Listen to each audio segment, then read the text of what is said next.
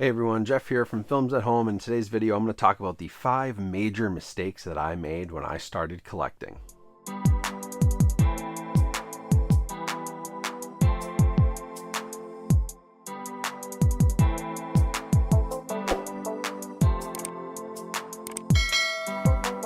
Hey everyone, so thanks for coming back to this video today. As I said, I'm going to talk about the 5 major mistakes that I made when I first started collecting movies. Now, I will be using movies as my example for this video because that is what I collect. But even if you don't collect movies, this video is very informative and it should help you whether you're collecting movies, comic books, sports cards, rocks, pencils, whatever you want to collect.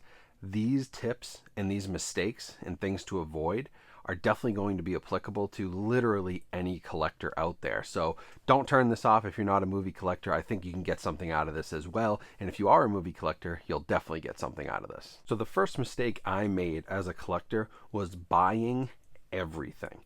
When I started collecting movies, I was just literally looking to buy movies. I didn't care if it was a movie I wanted to watch. I didn't care if it was a movie I'd ever seen. I didn't even care what the movie was, who released it. It didn't matter. If I went to a store and they had cheap movies, I was buying those movies. And what happened very quickly, because I was buying everything, is that I started to get overwhelmed. It started to affect my budget, which we'll talk about in a later part of this video.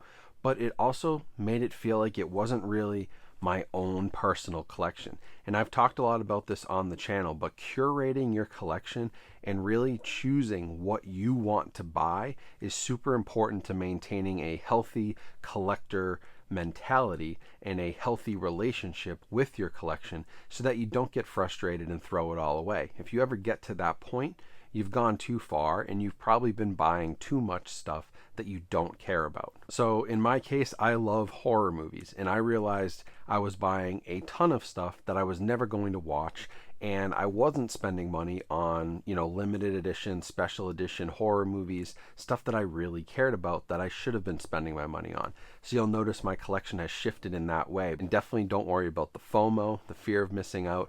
Don't worry about what your neighbor's buying. Don't worry about what people online are buying. You sort of have to put those blinders on when it comes to that stuff and buy what you really love, and don't just buy everything, because when you buy everything, it just becomes hoarding and not collecting. Now, the second mistake I made when I started collecting movies was not understanding the community, not understanding the technology, not understanding the formats, and not understanding the market which I was entering into.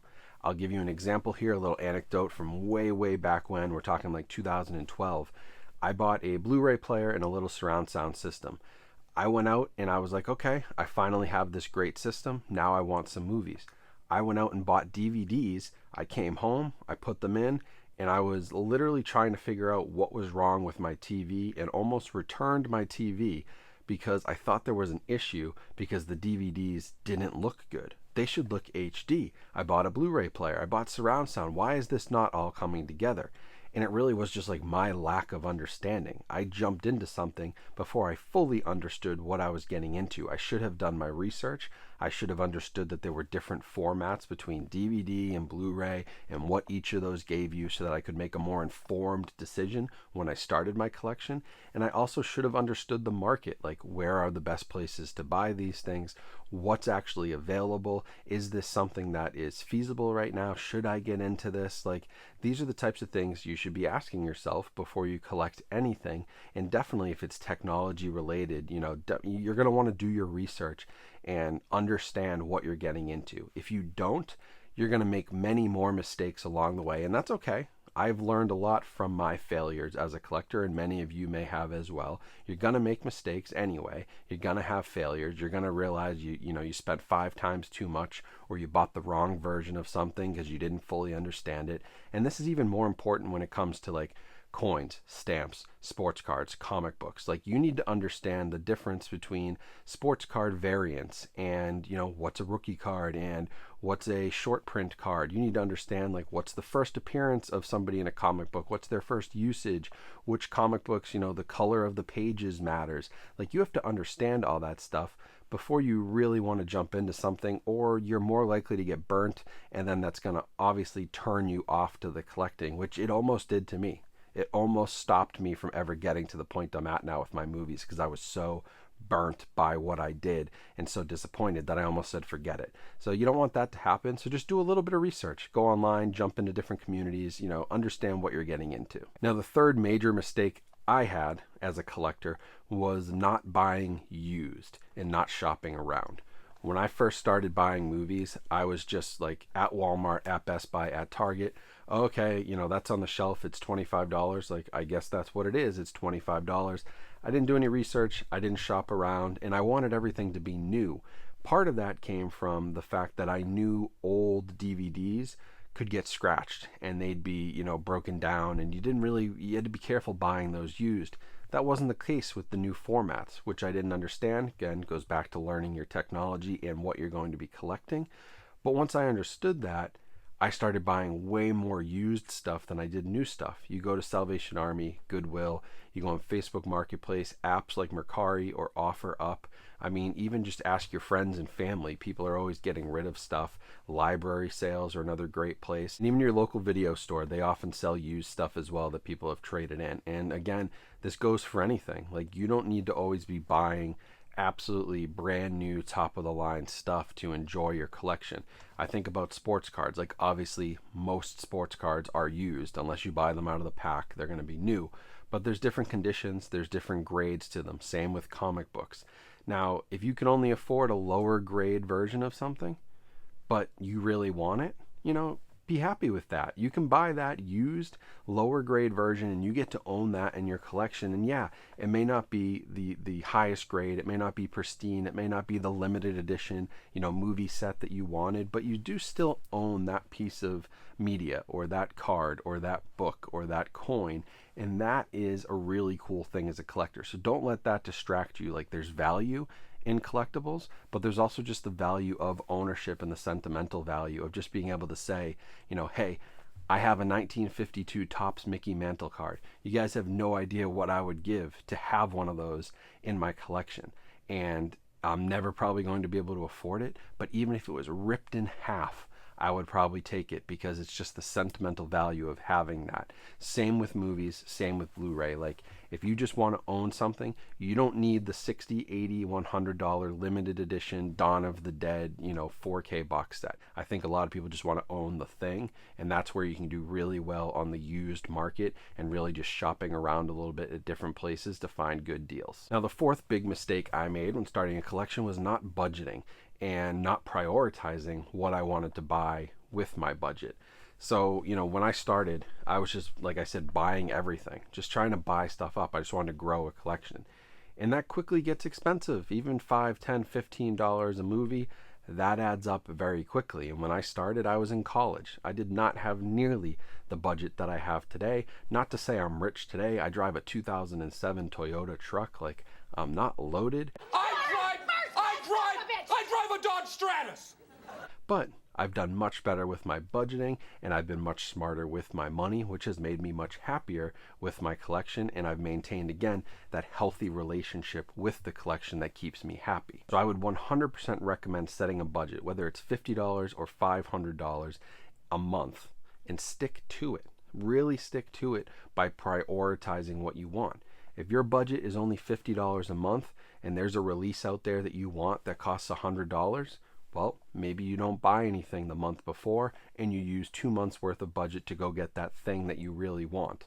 Now, of course, you could go buy 10 $5 things and have 10 things, but you won't have the one thing you really want. So that's where I'd say, budget and then prioritize. Some things you don't need to buy right away. Some things you can wait for, to get on sale. Some stuff you do want to have right away, that's probably going to cost you more. Stuff always costs more when it's new. So you just have to sort of set that amount. What is your hobby collecting budget, and stick to it. Don't go over it. If you're going to go over it, then you have to cut back the next month and really stick to a strict number, and you'll be much happier by doing that. And now the fifth mistake that I made, and the last one for this video, is not getting involved in the community. When I started collecting movies, I was on my own little island. I was just like, I'm buying stuff up, this is cool. I'm watching movies. I have a little collection growing. Some friends and family knew about it. but I didn't have the sense of community that I think a collection should really bring. Like, a collection is an extension of you, and with the internet these days, and everybody on YouTube, the amount of Reddit communities, Instagram communities, Facebook communities, and Facebook groups, even just being on Twitter and being in that space, TikTok, I mean, everywhere you go, not including forums and blogs as well, there's communities for this stuff. And the more I started to get involved, I joined a Reddit group, DVD collection. That kind of kickstarted my interest, started talking to some people over there, started writing some reviews, getting more involved. That turned into social media, that turned into YouTube. Now we've got this huge community of over 100,000 people here on YouTube that I built, which I'm so proud of. And all you guys are a community together that can talk to each other. Elbows here for you, you're here for me. That's what makes our community. If I hadn't gotten involved at the beginning, I would have missed out on so much, because you can't track everything. So by being in a community, you start to see, people post deals, people give you alerts. Hey, this thing's back in stock over here.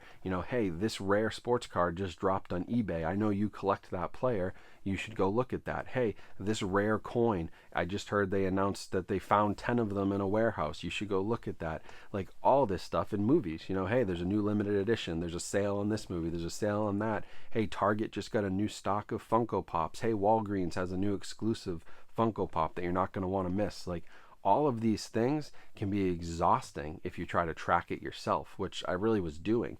Once you become part of a community and you can sort of just scroll through posts and interact with different people, all of that starts to become easier. Plus, that sense of community really makes you feel good. A lot of us have these collections in our house, whatever it may be, and the people around you, your neighbors, your friends, your family, may not be excited or as excited as you are about this stuff. Maybe, oh, hey, that's really cool, but they're not going to get in depth and talk to you about it. So by having that online community for anything really, but especially for collecting, you can really connect with those like-minded people, which is going to make you happier with what you have. It's going to make you a little more knowledgeable and disciplined with your budget. It goes back to all the things I talked about, being knowledgeable about the market and your collectibles, having a budget, setting priorities, knowing where to look for deals, buying used stuff, and just figuring out what you want to buy and not buying everything. All of this can be done by joining a community, and that really was a huge mistake that I made by not getting involved for a couple of years. I really did feel like I was on an island, and now when I talk about this stuff, even I'm sitting here in my basement with my collection, literally talking to 100,000 plus people, and you're not here in front of me, but like, there is this community, and the comment section will start and you guys will talk to each other, and that's so cool to see, because we can connect even though we aren't there in person, which is such a cool part of collecting, especially in the internet age. So that's it. Those are the 5 major mistakes that I made. Now, I'm not saying that I'm perfect at this point. I've talked a lot about how I've had to continue to sort of drill these things into my head, and you will too, but this is a really good place to start if you're starting to think about starting a collection of any kind. I talked movies specifically, that's what my channel is about, but this applies to any collection. These are things you'd probably want to do beforehand, and I think you'll be much happier having done them than by making the same mistakes that I had to make in order to then make this video and give this advice. So hopefully this is helpful for everybody out there, regardless of what you collect. And if you do want more information, you want to ask me questions, where should I look for this? Where's a good place to start looking for communities? Like, where should I buy movies if it's movie related? Let me know. Let's use the comment section. I'm always there. I'm always checking it out, as rough as it can be sometimes.